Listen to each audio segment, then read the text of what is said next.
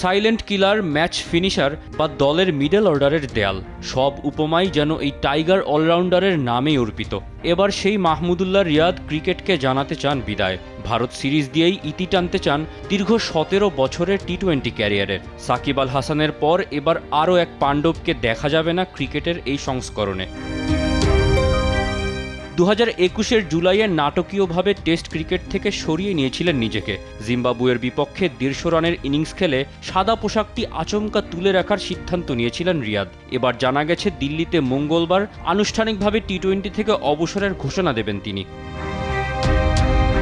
ভারতের বিপক্ষে চলতি সিরিজই তার শেষ টি-20 সিরিজ। সব ঠিক থাকলে মাহমুদুল্লাহ ক্যারিয়ারের শেষ টি-20 ম্যাচটি খেলতে যাচ্ছেন 12 অক্টোবর হায়দ্রাবাদে। তার আগে মঙ্গলবার দিল্লিতে খেলবেন ভারতের বিপক্ষে দ্বিতীয় টি-20তেও।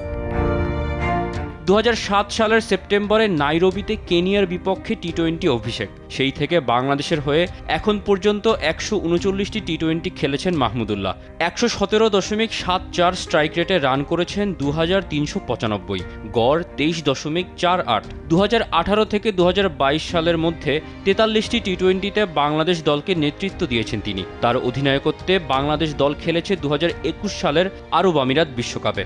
অধিনায়ক হিসেবে মাহমুদুল্লাহ জয় পেয়েছেন 16টি টি-20 ম্যাচে, হার 26টিতে।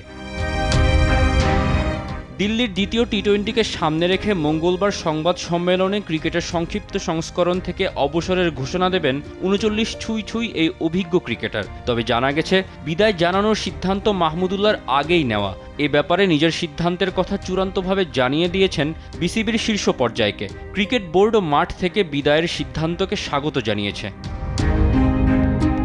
টি-20তে লম্বা সময় বিরতিতে ছিলেন রিয়াদ, তবে সবশেষ বিশ্বকাপের স্কোয়াডে সুযোগ পেয়েও কার্যকরী কোনো ইনিংস খেলতে পারেননি তিনি। এরপর থেকেই এই সংস্করণে তার ভবিষ্যৎ নিয়ে নানা রকম প্রশ্ন উঠতে থাকে। লম্বা সময় পর ফিরেও তেমন কোনো সুবিধা করতে পারেননি। এবার তাই ব্যর্থতাকে সঙ্গী করে বিদায় নিচ্ছেন ভারতের মাটিতে। পরবর্তী টি-20 বিশ্বকাপ 2026 সালে সেই পরিকল্পনায় যদি মাহমুদুল্লাহ না থাকেন, তবে তাকে নিয়ে আগেই সিদ্ধান্ত নেয়ার কথা বলেছিলেন কয়েকজন সাবেক ক্রিকেটারও।